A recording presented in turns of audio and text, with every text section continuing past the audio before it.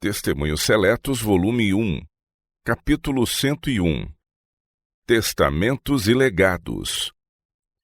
Não ajunteis tesouros na terra, onde a traça e a ferrugem tudo consomem, e onde os ladrões minam e roubam. Mas ajuntei tesouros no céu, onde nem a traça nem a ferrugem consomem, e onde os ladrões não minam nem roubam. Mateus capítulo 6, versos 19 e 20. O egoísmo é um pecado que destrói a alma. A esta classe pertence a cobiça, que é idolatria. Todas as coisas pertencem a Deus.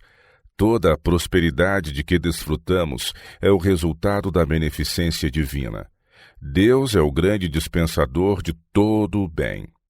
Se Ele, pois, requer uma parte qualquer do que nos tem dado em abundância, não é para com isso se enriquecer com as nossas dádivas, pois nada necessita de nossas mãos. Seu fim é dar-nos oportunidade de exercer a renúncia própria, o amor e a simpatia para com os nossos semelhantes e sermos desse modo grandemente exaltados. Em cada dispensação, desde os dias de Adão até hoje, Deus tem reivindicado o homem como propriedade sua, dizendo-se o legítimo dono do universo. Por isso pede que lhe consagremos nossas primícias, paguemos um tributo de lealdade para com ele, submetendo-lhe a sua propriedade e reconhecendo assim a sua soberania. E em recompensa nos permite conservar seus bens, desfrutar os mesmos, dando-nos para isso a sua bênção. Honra ao Senhor com a tua fazenda e com as primícias de toda a tua renda. Provérbios 3, verso 9. As reivindicações de Deus têm a primazia. Não fazemos sua vontade quando lhe consagramos aquilo que resta de nossas reais ou supostas necessidades. Antes de gastarmos uma só parcela de nossos rendimentos, devemos separar e oferecer a Deus a parte que de nós requer. Na velha dispensação, uma oferta em ações de graças era conservada sempre queimando sobre o altar, evidenciando assim a eterna obrigação em que estamos para com Deus. Se somos prósperos em nossos negócios materiais, é porque Deus nos abençoa. Uma parte de nossa renda deve ser consagrada aos pobres e uma grande parte à causa de Deus. Se dermos a Deus o que Ele pede, o restante será santificado e abençoado em proveito nosso. Porém, se um homem rouba a Deus, retendo a parte que ele requer, a maldição recai sobre tudo o que possui. Deus constitui aos homens condutos através dos quais devem fluir os meios para custear a obra que pretende realizar no mundo.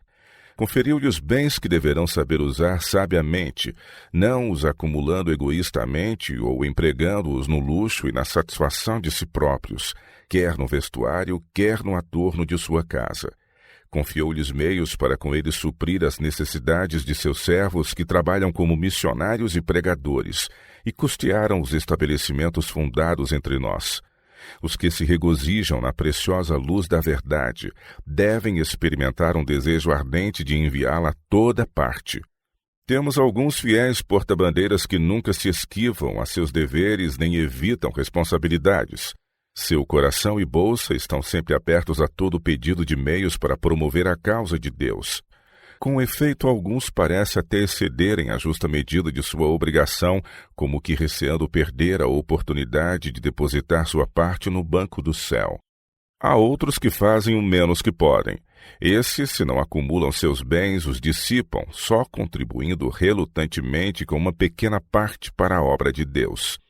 Quando fazem uma promessa ou voto a Deus, arrependem-se mais tarde e esquivam tanto quanto podem do pagamento, se não totalmente. Calculam o dízimo o mais escassamente possível, como se considerassem perdido o que restituem a Deus. Podem as nossas várias instituições sentir-se embaraçadas à míngua de meios, mas continuam portando-se como se não lhes importasse a sua subsistência. E, contudo, são instrumentos pelos quais Deus se propõe iluminar o mundo. Mordomia dos idosos. Esses estabelecimentos não desfrutam, como outros, da faculdade dos subsídios ou doações. E, contudo, Deus os tem prosperado e abençoado grandemente, servindo-se deles para a realização de grande bem. Há pessoas de idade entre nós que estão tocando já ao termo de sua carreira, mas por falta de homens inteligentes que saibam assegurar as propriedades destas pessoas para a obra de Deus, estas passam para as mãos dos que servem a Satanás. Esses meios lhes foram emprestados por Deus e devem ser-lhe restituídos. Mas em 9 casos de 10, esses irmãos dispõem dos seus bens de maneira que Deus não é glorificado, porque ao falecer, coisa alguma da propriedade de Deus a eles confiada reverte para os seus tesouros. Em alguns casos, esses irmãos foram assistidos por conselheiros não consagrados, que raciocinavam do seu ponto de vista humano e não de acordo com o parecer de Deus. Muitas vezes, uma fortuna legada a filhos ou netos redunda somente em mal para seus herdeiros. Não tendo amor a Deus nem à sua verdade, esses meios que de direito pertencem a Deus passam ao poder de Satanás. Satanás é muito mais vigilante, perspicaz e hábil para conseguir meios para si do que são os nossos irmãos para assegurar a propriedade de Deus para a sua glória. Muitos testamentos foram feitos de modo tão superficial que não tiveram validade perante a lei, e deste modo grandes somas se perderam para a causa. Nossos irmãos devem reconhecer que sobre eles, como fiéis servos do Senhor, pesa a responsabilidade de agir prudentemente nesses casos, a fim de assegurar-lhe o que lhe pertence. Muitos se revelam a este respeito de uma delicadeza descabida. Procedem como se estivessem trilhando veredas proibidas quando falam a pessoas de idade avançada ou inválidos a propósito de seus bens, a fim de saber como pretendem dispor deles. Entretanto, é este um dever tão sagrado como pregar o Evangelho para a salvação de almas. Aqui está um homem que de Deus possui dinheiro e propriedades e está a ponto de transferir sua mordomia. Deve colocar os meios que de Deus recebeu emprestados para serem usados em sua obra, nas mãos ímpias, simplesmente por serem estes seus parentes? Não devem antes homens cristãos tomar o devido interesse e experimentar ansiedade, tanto pelo bem-estar futuro dessa pessoa como pelos interesses da causa de Deus, a fim de que disponha retamente dos bens de seu Senhor, os talentos que lhe foram confiados para sábio uso? Quererão seus irmãos que o assistem vê-la deixar esta vida ao mesmo tempo privando de meios a tesouraria de Deus?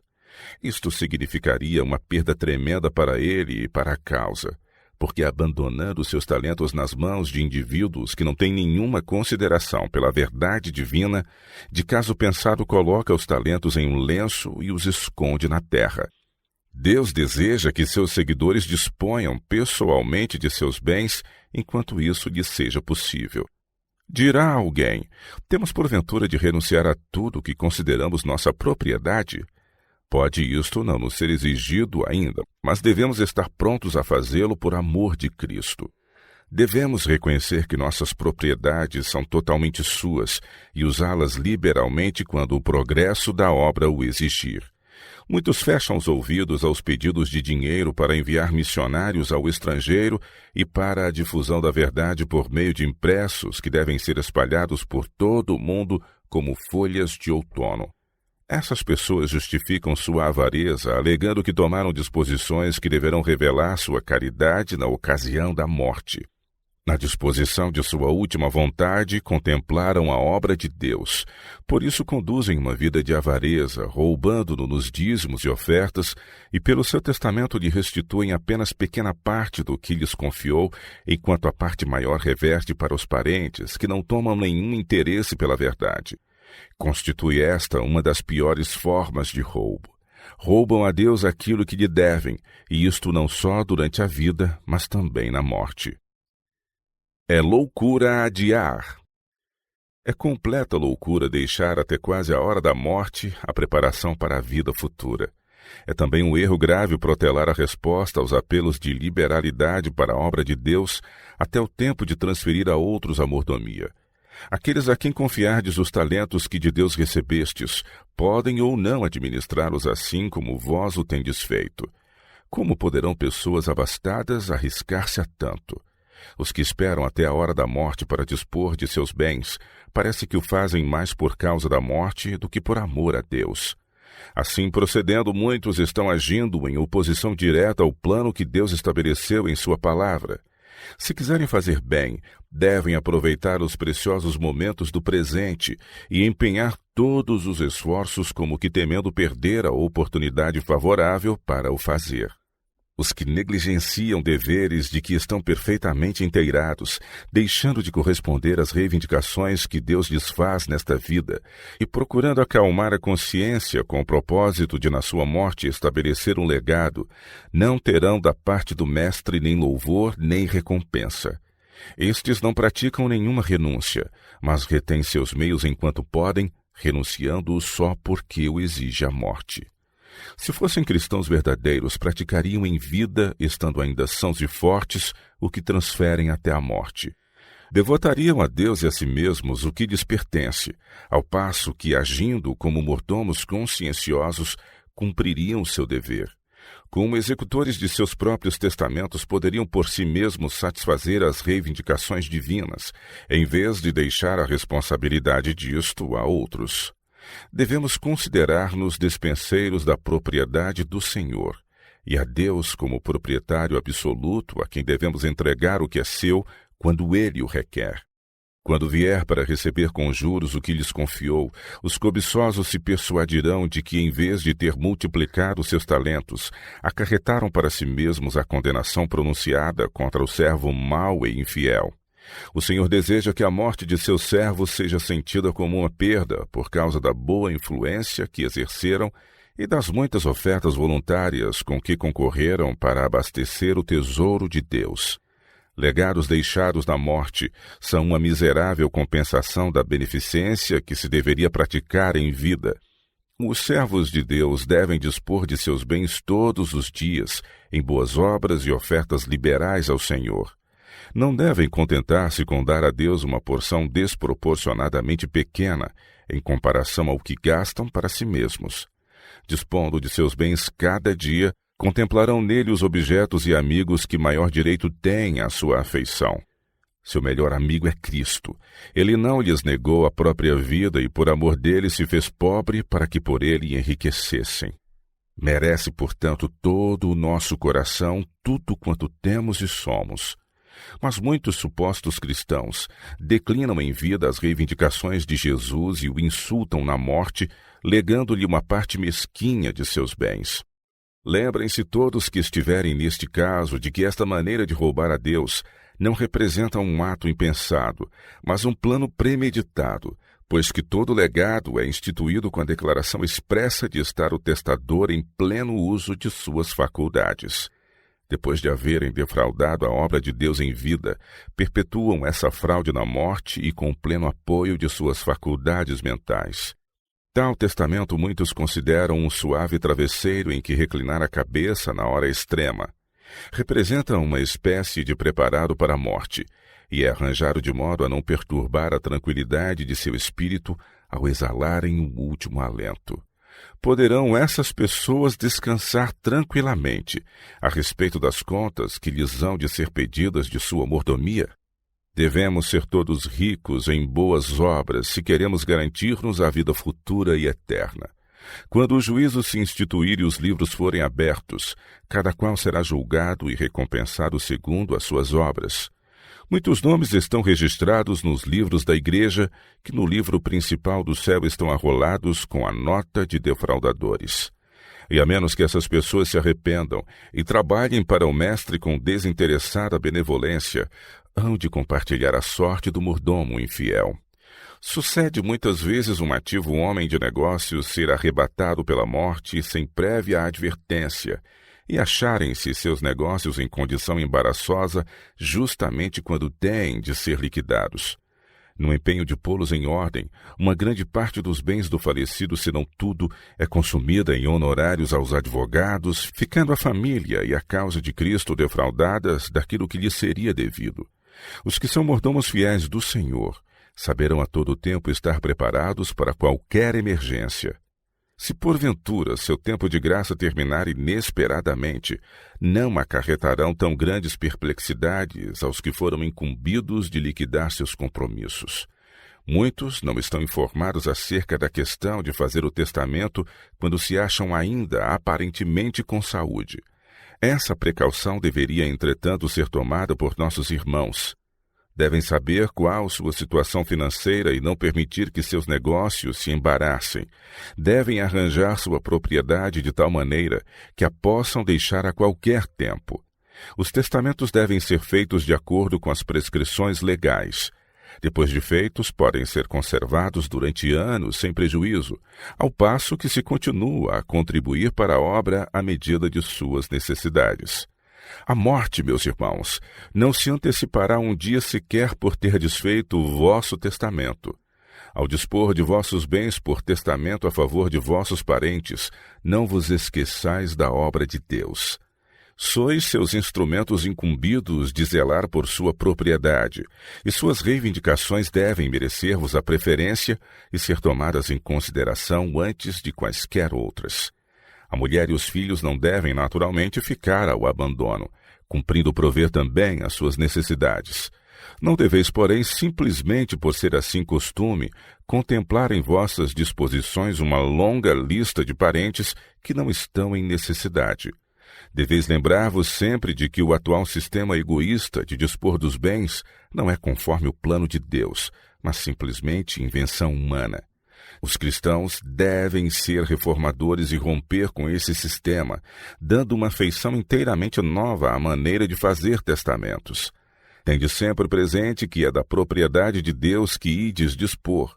A vontade divina deve ser lei neste particular. Suponde que alguém vos houvesse instituído executor de seu testamento. Acaso não faríeis diligência em inteirar-vos da vontade do testador, a fim de que a menor quantia tivesse sua aplicação justa? Vosso amigo celestial vos confiou propriedades, manifestando-vos sua vontade quanto ao modo por que devem ser usadas. Se essa sua vontade for devidamente acatada, aquilo que pertence a Deus terá a aplicação que lhe compete dar. A causa do Senhor tem sido vergonhosamente negligenciada, ao passo que Ele deu aos homens meios suficientes com que fazer face a todas as emergências, se apenas fossem dotados de coração grato e obediente. Continuar a distribuir sabiamente. Os que fazem seu testamento não devem imaginar que acabam aqui suas obrigações, mas sim desenvolver constante atividade usando seus talentos para o engrandecimento da causa de Deus. Deus delineou planos segundo os quais todos podem cooperar diligentemente na distribuição de seus meios. Deus não se propõe sustentar sua obra por meio de milagres. Ele tem alguns poucos mordomos fiéis que estão economizando e usando seus meios para promover sua obra. A renúncia própria e a beneficência, longe de constituírem a exceção, deviam ser a regra. As crescentes necessidades da obra de Deus reclamam meios. Chegam-nos constantemente pedidos do país e do estrangeiro, solicitando missionários que lhes ensinem a luz da verdade. Isto significa aumento de obreiros e acréscimo de despesas para sua manutenção. Apenas uma pequena soma entra para os tesoureiros do Senhor, a fim de ser aplicada no trabalho de salvar almas, e é a muito custo que até mesmo essa soma é obtida. Se pudessem ser abertos os olhos de todos, de modo a poderem verificar como a cobiça tem impedido o progresso da obra de Deus, e quanto mais poderia ser realizado se todos agissem de conformidade com o plano divino na contribuição dos dízimos e ofertas, uma reforma decisiva se notaria da parte de muitos, pois não ousariam impedir o avanço da causa de Deus como até aqui têm feito. A Igreja tem os olhos fechados ao trabalho que poderia fazer se renunciasse a tudo por amor de Cristo. O verdadeiro espírito de sacrifício seria uma prova da realidade do poder do Evangelho, que o mundo não poderia interpretar mal nem negar, e abundantes bênçãos adviriam daí para a Igreja. Eu exorto meus irmãos a não mais defraudarem a Deus. A situação de alguns é tal que precisam fazer testamento. Ao fazê-lo, cumpre cuidar que não seja legado aos filhos o que deve entrar para o tesouro de Deus. Esses testamentos não raros se tornam um ponto de discórdia e dissensões. Em honra do antigo povo de Deus foi revelado que ele não se envergonhou de ser chamado seu Deus, e a razão alegada era que, em vez de buscarem seus próprios interesses e cobiçarem bens terrestres, devotavam a si mesmos e tudo quanto possuíam ao Senhor. Viviam tão somente para a sua glória, declarando expressamente que buscavam outra pátria melhor, isto é, a celestial. De tal povo Deus não se envergonhou, não o desonravam aos olhos do mundo. A majestade suprema não desdenhou chamá-los irmãos. A prática da liberalidade. Há muitos que alegam não poder fazer mais a favor da causa do que estão presentemente fazendo. Entretanto, não contribuem proporcionalmente às suas forças. O Senhor muitas vezes lhes abre os olhos, cegados pelo egoísmo, reduzindo-lhes as rendas àquilo que estão dispostos a dar. O gado lhes morre no campo ou no estábulo. A casa ou o celeiro é destruído pelo fogo ou lhes falha a colheita. Em muitos casos, Deus prova o homem com bênçãos e, em se manifestando a infidelidade quanto aos dízimos e ofertas, essas bênçãos são retiradas. O que semeia pouco, pouco também ceifará. 2 Coríntios capítulo 9, verso 6.